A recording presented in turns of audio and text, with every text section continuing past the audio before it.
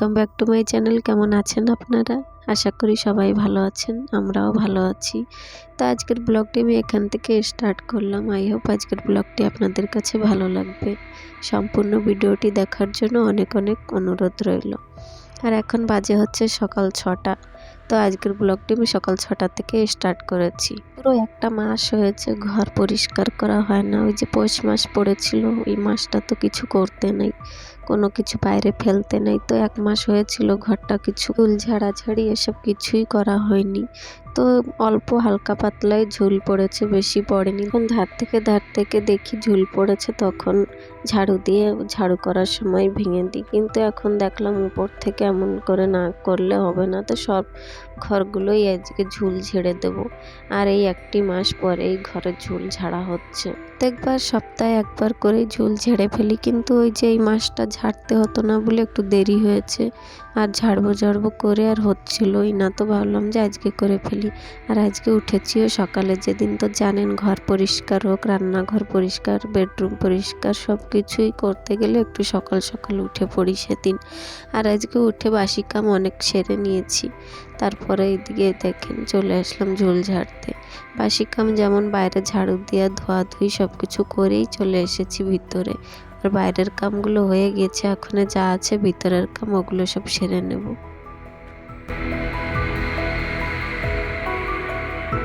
আর আমাদের সাংসারিক জীবনে দেখবেন প্রত্যেক দিন এক একটা নতুন কাম। আজকে একটা করবেন, কালকে আর একটা কাম ছাড়া আমাদের আর কিছুই নেই। তো প্রত্যেক দিন তো রুটিন সমান হয় না, তো সব দিন বাসি কাম দিয়ে স্টার্ট করি। তো ভাবলাম যে আজকে আপনাদের সাথে এই কামগুলোও শেয়ার করি। আর আমি যাই করি না কেন আপনাদের সাথে তো শেয়ার করি। তো আজকে দেখেন সবকটা ঘর ঝুল ঝাড়তে গেলে একটু তো সময় লাগে।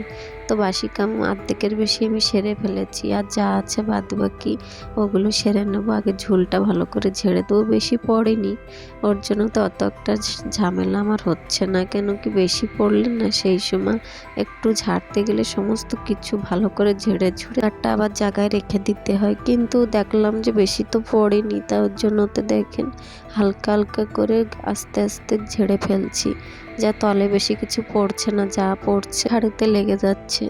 তো বেশি পড়েনি। আর দেখবেন কম থাকতেই কামগুলো সেরে ফেললে ভালো হয়। বেশি ঝুল পড়লে সেই সময় একটু কাম করতে অসুবিধা হয়। ঝুলের সাথে সাথে আবার মাকড়সা এটা ওটা, তার সাথে ধুলোবালি সমস্ত কিছু নিচে পড়ে। তো বেশি পড়েনি, যখন হালকা ফুলকা আমি ঝেড়ে ফেলেছি। এখনই সমস্ত কিছু ঝেড়ে ঝুড়ে আবার ভালো করে জায়গায় সমস্ত কিছু গুছিয়ে রেখে দেবো। তো আজকে আমি আপনাদের সাথে শেয়ার করব এই শীতের দিন সকাল 6টার থেকে আমি যেভাবে সংসারের কামগুলো গুছিয়ে করি, তার সাথে ঘর পরিষ্কারও যে ভুলে করি, সেটাই আজকে আপনাদের সাথে শেয়ার করব। আশা করছি ভালো লাগবে। আর এদিকে দেখেন হালকা ফুলকা পড়েছে বলে বেশি ঝাড়াঝুড়ির ঝঞ্ঝাটটা নেই। তার জন্য তো আর কিছু ঢাকাঢাকিই করলাম না। বেশি পড়লে না তখন একটু ঢেকে দিতে হয়, কেন কি ওসব আবার তলে পড়বে বলে ঢাকিনি কিছু। আর এই ঘরের বেডটা তো সব দিনই ঢাকা থাকে, ওর জন্য তো এই ঘরে আর কিছু ঢাকাঢাকি করলাম না। আর আজকে না বেডরুমটা ঝাড়বো না, বেডরুমটা আরেকদিন ঝাড়বো হাতে সময় নিয়ে। কেন বলুন তো, বেডরুমে ওরা শুয়ে রয়েছে, ঝাড়তে গেলে হবে না। সব কিছু যদি নিচে পড়ে, ওর জন্য তো বেশি ঝাড়াঝুড়ি করবো না, হালকা ফুলকা একটু ঝাড়ু দিয়ে নিচ্ছি।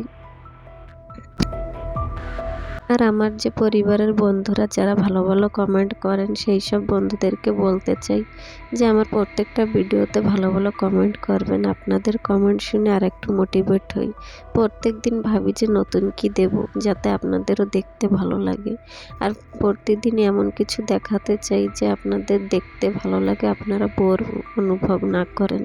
তার জন্য তো এর ভিডিও করতে ভালো হয় যে আপনাদের মন রাখার জন্য আমি কিছু করতে পারছি। তার জন্য তো সব দিন চেষ্টা করি যে আপনাদের সন্তুষ্ট কেমন করে করা যায়। আর আশা করছি আমার কামগুলো দেখে আপনাদের কাছেও ভালো লাগে। আর আপনাদের যদি ভালো লাগে, আমার কাম করতে আরেকটু ভালো লাগবে। তো ওই আর কি, ওই বলার ছিল যে এত সুন্দর সুন্দর কমেন্ট আপনারা করেন আমার ভিডিওতে, ওর জন্যতে। আর দেখবেন যেদিন ঘর পরিষ্কার করার থাকে সেদিন দেখবেন একটু দেরি হয় কাম করতে, যেমন রান্না বান্না করতে। তো আজকে একটু সকাল সকাল করছি, আর ছুটিরও দিন, আজকে রবিবার। তো আজকে রবিবার দিনটাই ভালো করে আমি ঘরটা ঝেড়ে নিচ্ছি। অন্য দিন হলেও ঝাড়তে পারতাম, কিন্তু রবিবার দিন জানেন তো আমার বরের ডিউটি থাকে না। যেমন দোকান খোলাটা না গেলেও চলে, না খুললেও চলে দোকান, কেন কি রবিবার দিনে অত একটা লোক হয় না দোকানে, ওর জন্য তো না খুললেও চলে। তার জন্য তো রবিবার দিনটাই বাঁচলাম, যদি ঘর ঝাড়তে ঝাড়তে ছেলেটা উঠে পড়ে ওকে একটু ধরতে পারবে। আর এই রবিবার দিনটাই ঘর ঝাড়তে একটু সুবিধা হয়, বড় বাড়ি থাকে আর আমার ঘরটা ঝাড়তে গেলে অসুবিধা হয় না। তো এই যে দেখেন সমস্ত কিছু ভালো করে সরিয়ে সরিয়ে ঝেড়ে নিচ্ছি। উপর থেকে হালকা ফুলকা যা পড়েছে ওগুলো সব ঝাড়াঝুড়ি করে আবার জায়গায় সমস্ত কিছু গুছিয়ে রেখে দিচ্ছি। আর আমার একটা স্বভাব আছে, আমি একদিকেতে কাম করবো আর একদিকেতে গুছিয়ে রাখবো সমস্ত কিছু। তার সাথে সাথে আমার টাইমও সেভিং হয়ে যায়। যেমন কাম করতে করতে সমস্ত কিছু গুছিয়ে জায়গায় রেখে দিলে পরে আর গোছানোর ঝামেলাটা থাকে না। এটা আমার প্রত্যেক দিনই নিয়ম করার, আর এটাই করে এসেছি। আপনারা করেন কিনা বলবেন। একদিকেতে কাম করি আর একদিকেতে জায়গায় সমস্ত কিছু গুছিয়ে তারপরে বের হই। তো এদিকে আমার তো ঘর ঝাড়া কমপ্লিট, ঝাড়ুও দেওয়া কমপ্লিট। তো আজকে না তাজাটাও ঝাড়লাম না, কেন বলুন তো? তাজাটা ঝাড়তে গেলে আর একটু সময় লাগতো। তো তাজাটা তো মাঝে মধ্যে এক দুবার ঝেড়ে ফেলি, তো ভাবলাম যে থাক, পরে ঝেড়ে নেবো হালকা ফুলকা যা ঝাড়া লাগবে। তো এদিকে ঝাড়ু দেওয়া কমপ্লিট। এখন চলেন এই যে বাসন মাজতে, জামা কাপড় কাচতে, ওগুলো তো রয়ে গিয়েছে। আর হাতে সময় রয়েছে বলে আজকে ওগুলো পরে করব বলে রেখে দিয়েছি। আর এই যে প্রত্যেক দিন এমন ফেলে সংসারের কামগুলো গুছিয়ে গাছিয়ে সুন্দর ফেলে করি। এটা হচ্ছে নিজের ব্যক্তিগত ব্যাপার, নিজে না করলে কেউ কি কাউকে করাতে পারে? সংসারের কামগুলো গুছিয়ে গাছিয়ে করা, অর্গানাইজড করে করা, পরিপাটি করে গুছিয়ে রাখা, এটা নিজের উপরে। নিজের ভালো মন্দ সব কিছুই নিজের উপরে, কেউ কাউকে কইয়ে কিছু করাতে পারবে না। আর সুন্দর সংসারটা কেই বা না পছন্দ করে বলুন? সবাই পছন্দ করে। সবাই চায় যে তার একটা সুন্দর সংসার হোক। সেই সংসার থাকার জন্য একটু পরিশ্রম তো করতেই হবে বলুন। তো এখানে কথা বলতে বলতে জামা প্যান্টগুলো কেচে নিলাম, কেচে শুকিয়ে দিয়েছি। আর এখানে ছিল কটা পাপোছ, তো ওই যে ঘর ঝেড়েছি তো ওর উপরে পড়েছিল, তো ভাবলাম যে এগুলোকে সব ধুয়ে নিয়ে আসি। তা 2-3টে রুমেরটাই ধুয়ে দিয়েছি, বাইরে 2টো দিয়ে আসছি আর এখানে 2টো দিয়েছি। তো এখানে চলে আসলাম, দেখেন ভাত তুলে দেবো। এখন জল বসিয়ে দিয়েছিলাম আর স্নানটাও আমি সেরে নিয়েছি, তার ভিতরে পুজোটা দিয়ে নিয়েছি, ঘর পোছাপুছি সব কিছুই করে নিয়েছি।